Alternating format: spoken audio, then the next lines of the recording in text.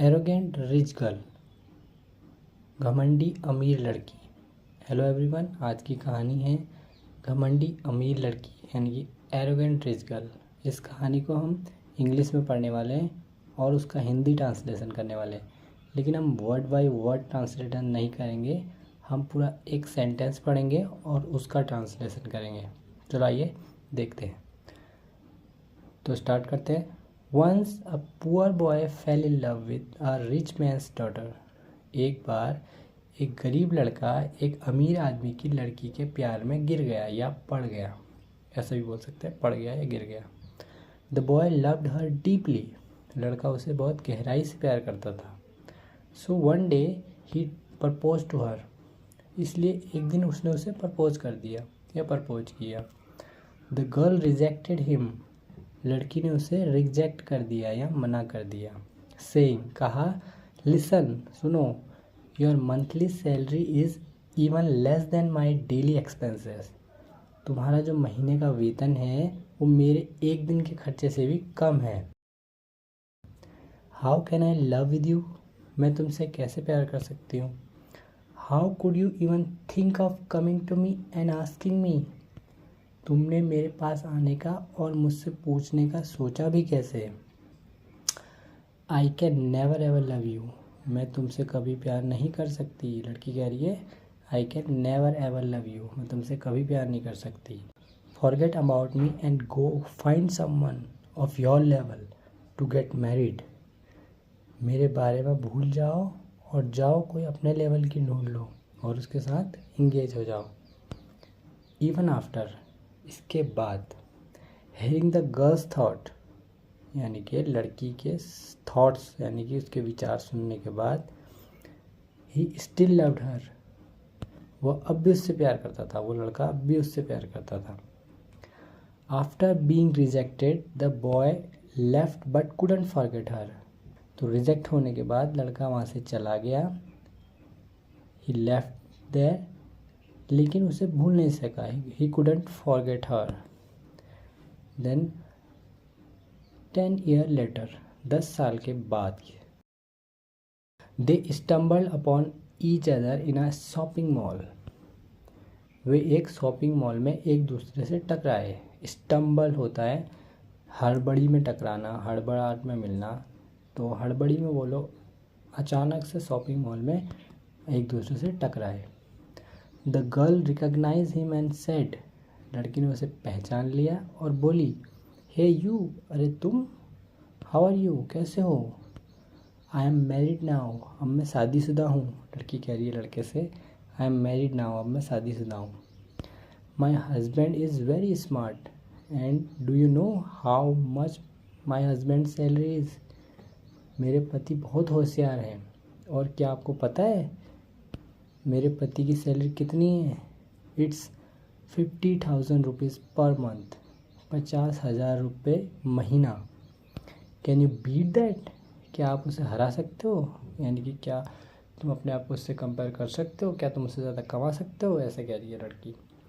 The boys eyes filled with tears on hearing those words from the same person. उसी व्यक्ति के मुंह से ये शब्द सुनकर लड़के की आंखें भर आईं। सेम पर्सन यानी कि उसी व्यक्ति, जो लड़की थी उसकी जिससे वो पहले प्यार करता था, उस लड़की से ही वही शब्द दोबारा सुनकर उसकी आंखों में पानी आ गया, उसकी आंखें भर गईं। द बॉयज़ आइज फील्ड कह रहा है with tears hearing those words from the same person. तो आगे क्या हुआ। A few second later her husband arrived, कुछ सेकेंड के बाद, कुछ समय के बाद उसका हस्बैंड आ गया उस लड़की का। तो फिर क्या हुआ। Before the girl could say a word on seeing the person her husband said, sir are you here, you have met my wife. तो before the girl could say a word, लड़की कुछ बोलती, उससे पहले ही लड़की कुछ एक शब्द भी बोलती तो उससे पहले ही उसके पति ने उस व्यक्ति को देखकर कह दिया, सर आप यहाँ हैं, आप मेरी पत्नी से मिल चुके हैं, ऐसे बोला उस हस्बैंड उसके हस्बैंड ने आके, this is my boss, I am one of those who working for his 100 million project. तो उसका हस्बैंड कह रहा है दिस इज़ माई बॉस, वो इंट्रोडक्शन करा रहा है उस लड़की से, अपनी पत्नी से उसके बॉस का इंट्रोडक्शन करा रहा है। ही इज़ माई बॉस, बता रहा है कि ये मेरा बॉस है, कि हेलो सर, सॉरी, यह मेरे बॉस हैं, मैं उन लोगों में से एक हूँ, कह रहे हैं वो, जो 100 मिलियन का जो प्रोजेक्ट है उस पर काम करते हैं, उन्हीं में से मैं एक हूँ, ये कह रहा है। The husband said looking at his wife, husband ने ये सब लड़की की जो उसकी वाइफ थी उसके देखते हुए कहा, यानी कि पति ने अपनी पत्नी की ओर देखते हुए कहा। The husband continue he is a very good person, पति ने आगे कहा, यानी कि बोलता रहा और कहा वो बहुत अच्छा इंसान है, यानी कि उसके जो बॉस हैं उनके बारे में कह रहा है कि ये बहुत अच्छा इंसान है। Do you know my dear, my boss loved a girl, क्या तुम्हें पता है मेरी प्रिय पत्नी, मेरी प्यारी पत्नी, मेरे बॉस को एक लड़की से प्यार था, but he couldn't win her heart, लेकिन वो उसका दिल नहीं जीत सके या नहीं जीत पाए। That's why he remain unmarried, इसीलिए वह अविवाहित है अभी तक, यानी कि उन्होंने अभी तक शादी नहीं की।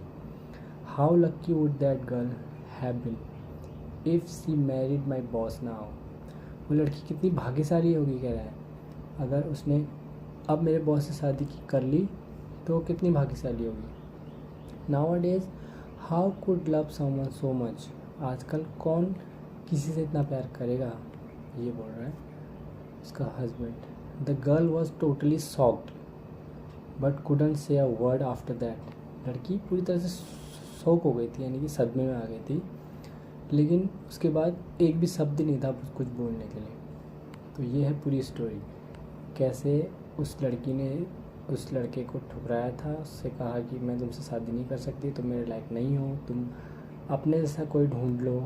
और फिर बाद 10 साल के बाद वो लड़का जब उसे अचानक से मिला तो वो बहुत अमीर हो चुका था, उसके हस्बैंड भी उसके साथ काम करता था, उसके एक तरह से उसका वो बॉस था उसका हस्बैंड का, तो वो बड़ा आदमी बन गया था। ये है पूरी स्टोरी। तो इस पूरी स्टोरी का मॉरल क्या है वो देखते हैं, पूरा मॉरल एक साथ पढ़ेंगे और उसका ट्रांसलेशन भी एक साथ करेंगे वाले हम।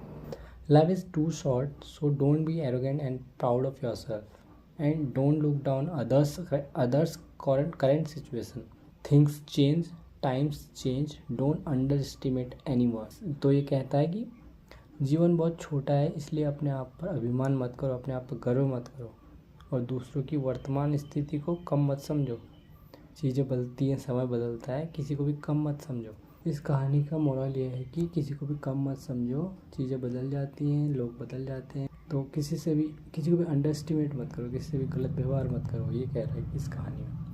तो इस कहानी में हम जैसे इंग्लिश सीख रहे हैं, इंग्लिश सीखने के लिए ये शॉर्ट स्टोरीज़ बहुत अच्छी होती हैं, इसमें हमें नए वर्ड सीखने को मिलते हैं, नए तरीका आता है, हमें हमारी वोकेबलरी इम्प्रूव होती है और हमारा सेंटेंस फॉर्मेशन इम्प्रूव होता है, हमें पूरा सेंटेंस का सेंस समझ में आने लगता है। इसलिए हमें ये स्टोरीज़, अगर हम इंग्लिश सीख रहे हैं, हमें अगर इंग्लिश में फ्लुएंट होना है तो हमें इस तरह की स्टोरी को पढ़ते रहना चाहिए। इनिशियल स्टेट में तो बहुत ज़रूरी होती है स्टोरी, क्योंकि बेसिक हमारे क्लियर करती हैं स्टोरी। तो मिलते हैं अगली स्टोरी में। इस स्टोरी को देखते रहिए, सुनते रहिए, सीखते रहिए, प्रैक्टिस करते रहिए और जितना हो सके उतना इंग्लिश बोलने की कोशिश करिए।